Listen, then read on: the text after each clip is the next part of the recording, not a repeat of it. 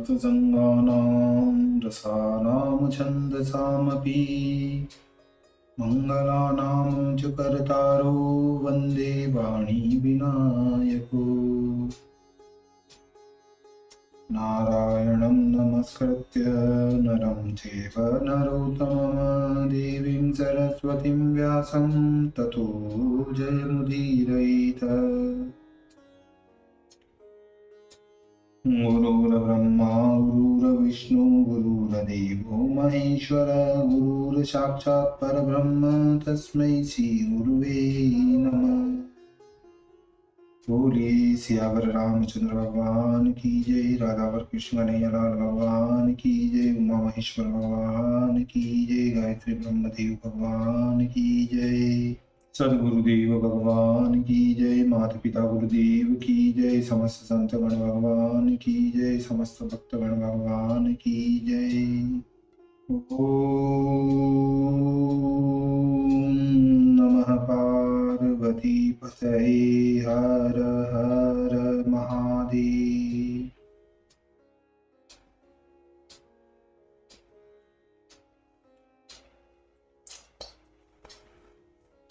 तो मित्रों,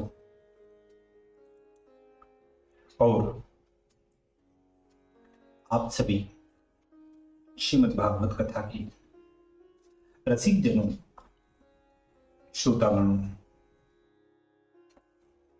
अब तक हमने भगवान श्रीमद् भागवत कथा के क्रमबद्ध रूप से कथा को श्रवण किया है, पठन किया है, कीर्तन किया है, मनन किया है। अब हम श्रीमद् भागवत कथा की पंचम स्कंद के 12वें अध्याय की ओर कथा को अग्रसर करेंगे। आप सभी श्रीमद् भागवत कथा के श्रेष्ठ रसिक जन श्रोतागण भगवान श्री राधा वल्लभ कृष्ण कन्हैयालाल के श्री चरणों में दृढ़ भक्ति रखते हुए कथा का श्रवण करें, कीर्तन करें, मनन करें, भजन करें। बोलिए श्री राधावर कृष्ण कन्हैयालाल भगवान की जय।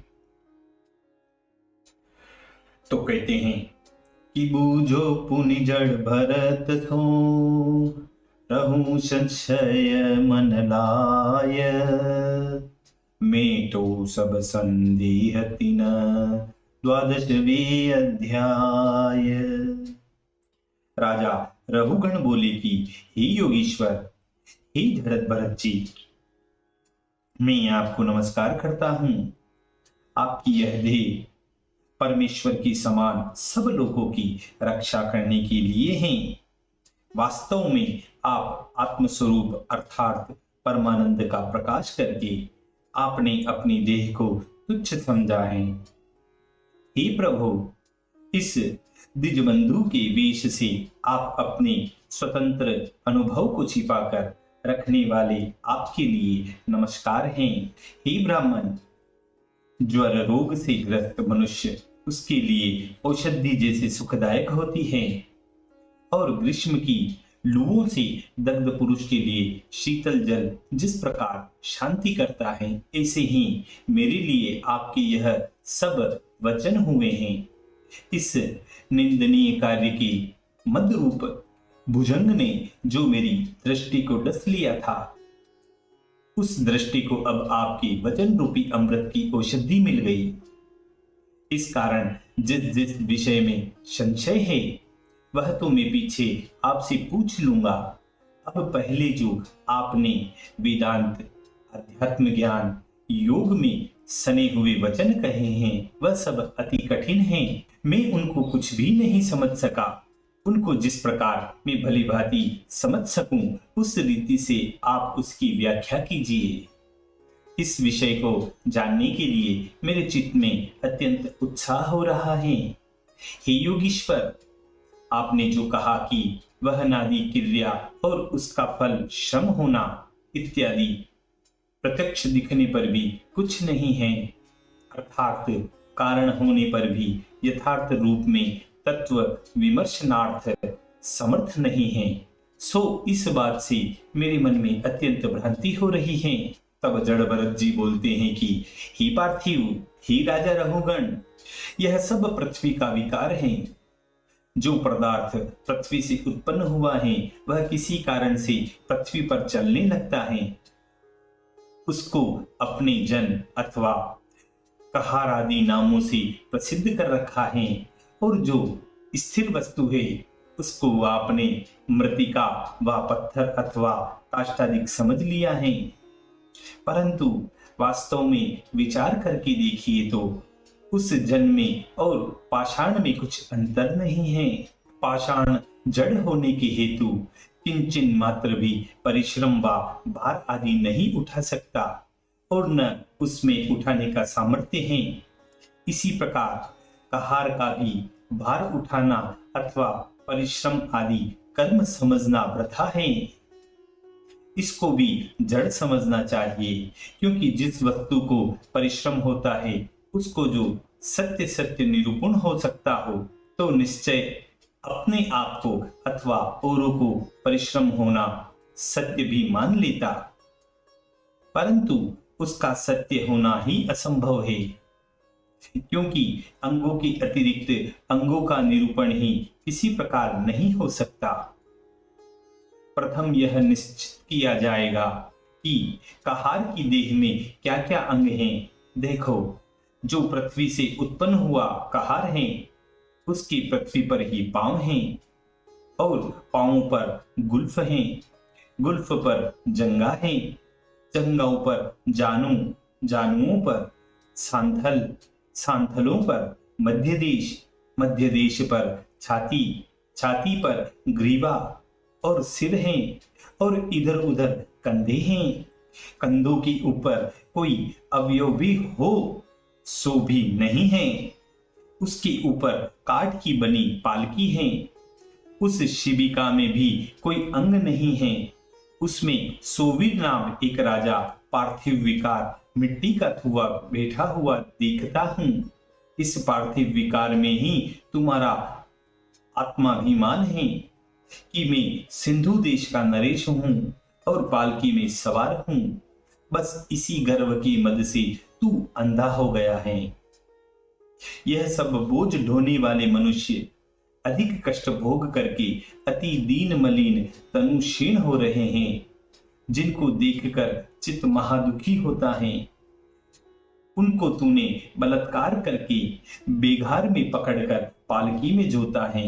इस कारण तू अति निर्दयी और महापापी है, और इतने पर निर्लज हो कहता है कि मैं सबकी रक्षा करता हूं। ऐसा कहकर जो तू अपनी बढ़ाई करता है यह सब मिथ्या है। तू अति दुष्ट है। विवेकी जनों की सभा में तू शोभा को नहीं पा सकता। हे राजन, ऊपर के अंगों का भार नीचे के अंगों को लगता होगा, ऐसा निश्चय नहीं होता, क्योंकि जैसा अंग वाले एक पदार्थ का तथा अंगों का भी निरूपण नहीं हो सकता, इस बात को तो मैं भली प्रकार जानता हूं।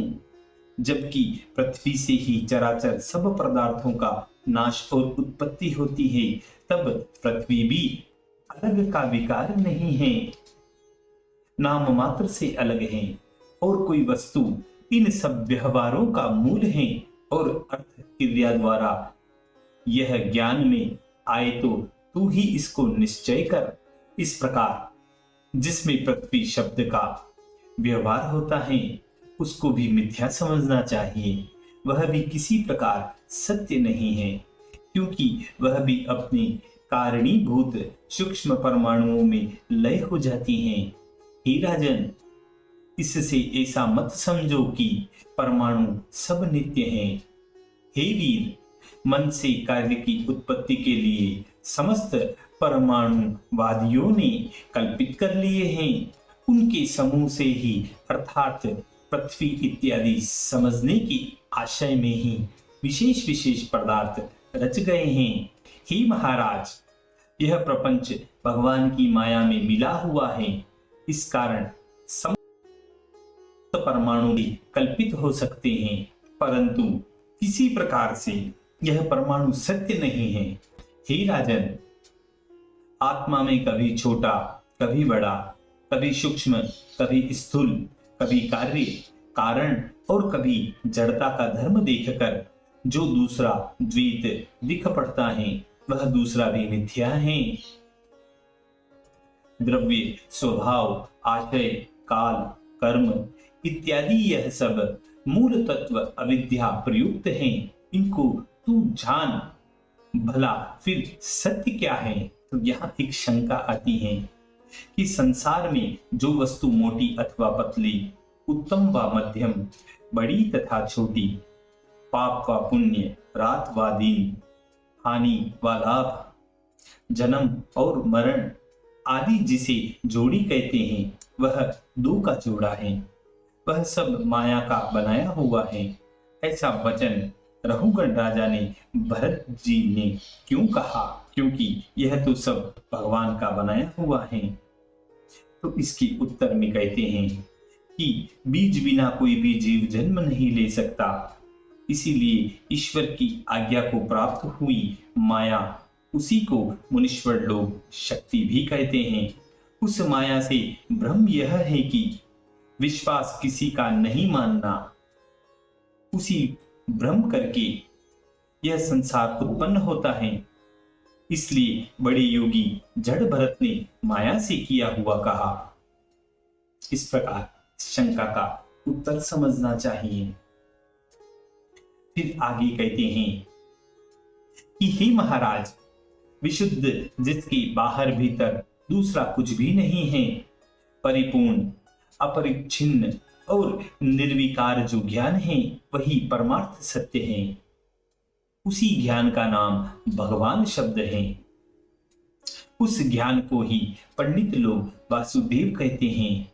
हे राजा रहुगण, वह स्थान जहां परब्रह्म विराजमान है, महत् पुरुषों की चरण रज की सेवा किए बिना न तो तपस्या से, न वैदिक कर्म करने से, न अन्नादिक दान करने से और न गृहस्थ धर्म में रहकर परोपकार करने से, न वेदाभ्यास से, न अग्नि से, न सूर्य की उपासना करने से, अर्थात किसी भी प्रकार वह प्राप्त नहीं होता।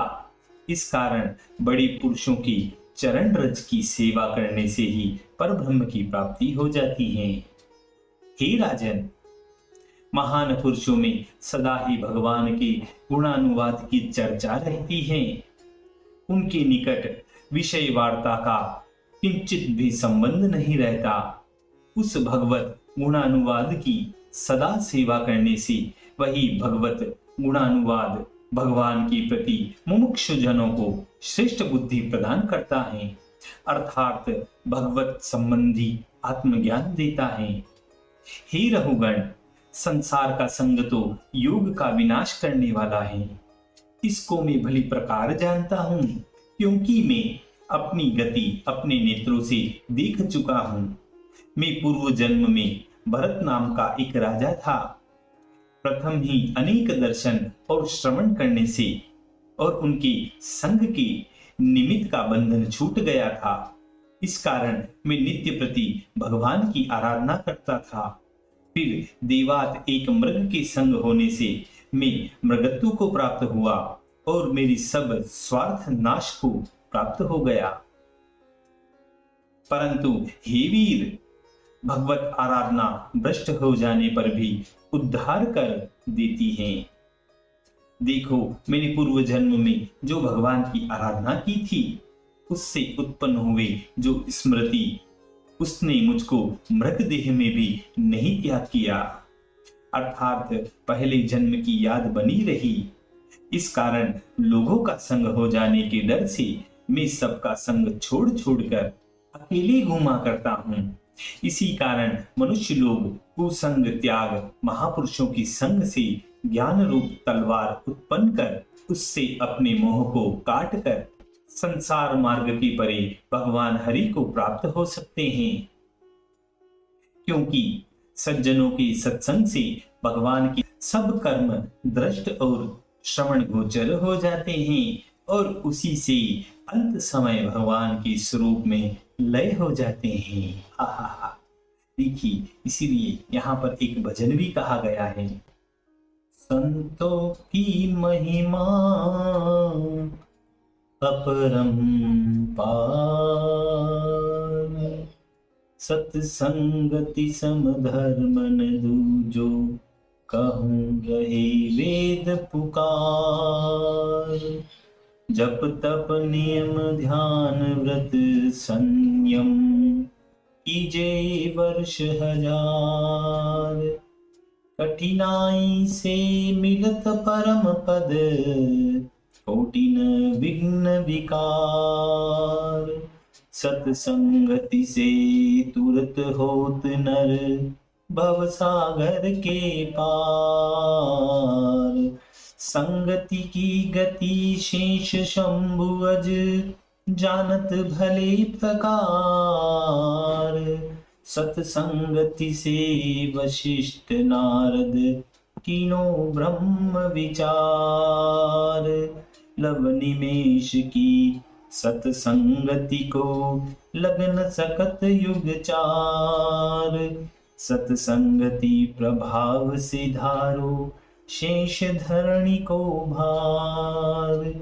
शालिग्राम भक्ति की संगति, अदम उदाहरण हार। संतों की महिमा परंपार, संतों की महिमा अपरंपार।